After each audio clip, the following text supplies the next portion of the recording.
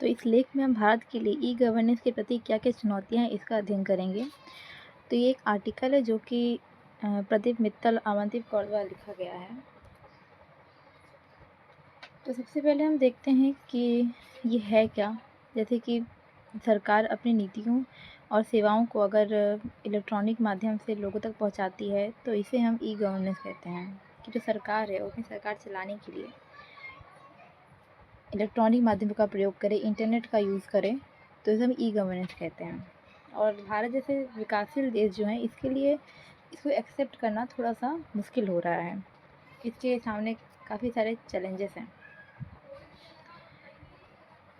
तो इसका प्रयोग जो नागरिक हैं हमारे देश के उनके तक सरकारी सेवाओं को पहुंचाना इसका उद्देश्य है। इसके उपयोग से क्या है कि जो सरकार की नीतियां हैं और उनकी जो संस्थाएं हैं उसमें पारदर्शिता बढ़ती है और उनकी जो क्षमता है वो भी बढ़ती है। तो इसके सामने क्या क्या चुनौती है उसको हम 3 भागों में डिवाइड करके देखते हैं। सामाजिक और पर्यावरणीय पहला, और दूसरा आर्थिक समस्याएं, और तीसरा तकनीकी समस्याएं।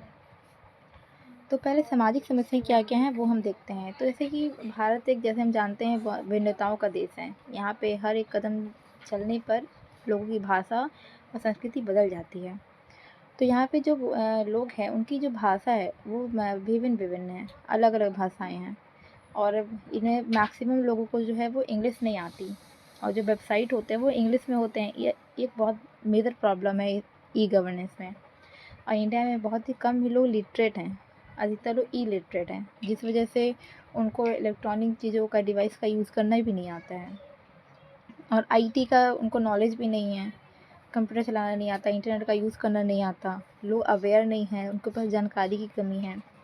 और जो सरकारी वेबसाइट होती है थोड़ी यूज़र फ्रेंडली नहीं होती है, थोड़ा सा उनको, मतलब वेबसाइट पे चली भी जाते हैं फिर भी उनको समझ नहीं आता कि वो करे कैसे, जिसकी वजह से उनको दूसरों की सहायता लेनी पड़ती है। और सेवाएं सबको नहीं मिल पाती इसकी वजह से, क्योंकि बहुत लोग जो है कि यहाँ पे गांव में रहते हैं जहाँ पे इंटरनेट की सुविधा भी नहीं है, तो उन तक तो ये सुविधाएं पहुँच भी नहीं पाती हैं।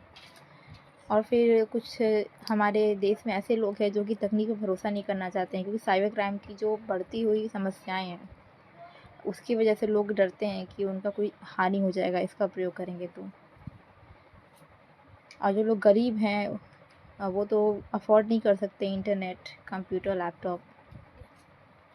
और जो लोग पुराने समय से जिस तरीके से काम करना पसंद करते हैं वो नई तरीक़ों को अपनाने में भी झिझकते हैं कि हम नहीं, जैसा चल रहा था वैसा ठीक है। और इतनी बड़ी आबादी है, सबके लिए सिस्टम बनाना भी मुश्किल है। सबके लिए इसको समय लगेगा, सबके लिए उपलब्ध करवाना थोड़ा समय लगेगा, परंतु हो जाएगा। विभागों में तालमेल नहीं है और जागरूकता नहीं है।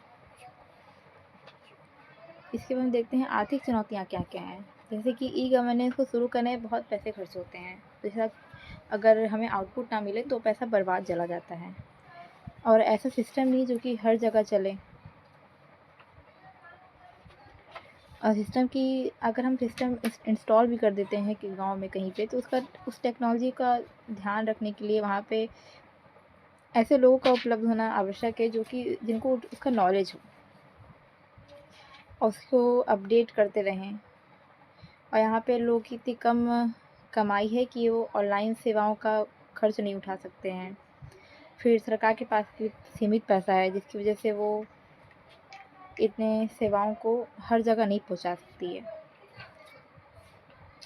फिर तकनीकी समस्याएं क्या क्या हैं भारत की वो हम जानते हैं। तो सबसे पहले हम देखते हैं कि जो सभी सिस्टम एक साथ काम करते हैं, तो पुराने और नए सिस्टम जो हैं वो आपस में कनेक्ट नहीं हो पाते हैं। सभी के लिए काम करने वाला सिस्टम चाहिए, ऐसा सिस्टम जो कि हर किसी तक पहुंच पाए। और जैसे वेबसाइट मोबाइल में चल पाए, कंप्यूटर, टैबलेट सभी पर चलें, किसी स्पेसिफिक चीज़ पे नहीं कि एक कंप्यूटर पे ही रन होगा या किसी खास विंडो पे ही रन होगा। और अगर हम लोगों की डेटा की सिक्योरिटी को उनको इंश्योर करें कि भाई आप, अगर आप इसका यूज़ करते हैं तो आपके डेटा को कुछ भी नहीं होगा, तो शायद लोग इसको यूज़ करने के लिए कॉन्फिडेंट हो, आगे आएँ। और पहले से अगर हम कोई नई योजना स्टार्ट करते हैं तो उसका हमें उसके लिए हमें पहले जागरूकता फैलानी चाहिए कि ये योजना शुरू हो रही है, इस माध्यम से इस तरीके से आपके तक पहुँचेगी, ताकि लोग अवेयर हो कि उनको इस योजना का फ़ायदा कैसे उठाना है। हर साल नया सिस्टम खरीदना भी संभव नहीं हो पाता है। फिर जगह जगह नेटवर्क की कमी होती है, तार बिछाना मुश्किल होता है, मोबाइल नेटवर्क से काम लेना होगा, उसके लिए वेबसाइट को उस तरीके से बनाना होगा कि वो कम नेटवर्क कम डेटा में भी चल पाए, और वेबसाइटों को लोग अपनी भाषा में देख पाएँ, उसके लिए हमें वेबसाइट को इस तरह से बनाना होगा कि लोग अगर वेबसाइट को विज़िट कर रहे हैं तो उनका जो मदर लैंग्वेज है उसका यूज़ करके अपना काम वो कर सकें।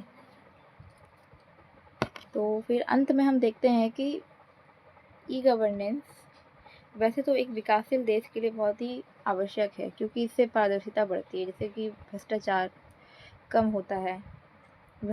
होता है, लोग देख पाएंगे कि काम कैसे हो रहा है, चीज़ें उनके तक डायरेक्ट पहुंच पाएगी। बीच के जो लोग होते हैं जहाँ पे भ्रष्टाचार होता है, अगर वो हट जाता है तो लोग सरकार के प्रति भी कॉन्फिडेंट होंगे कि उनके तक सेवाएं पहुँच पा रही हैं। तो कई सारी समस्याएं हैं, लेकिन फिर भी सरकार काफ़ी कोशिश कर रही है इन समस्याओं को हटाने की और लोगों को जागरूक करने की। धीरे धीरे चीज़ें चल रही हैं, जैसे कि यूपीआई भारत में ही सबसे ज़्यादा यूज़ करने वाले लोग हैं यूपीआई का। उसके बाद जितनी भी सोशल साइट्स हैं, सबसे ज़्यादा इंडिया में ही इसको यूज़ किया जाता है। तो इस तरह से धीरे धीरे ई गवर्नेंस भारत में भी विकास कर रहा है और उम्मीद है कि आगे भी करता रहेगा। धन्यवाद।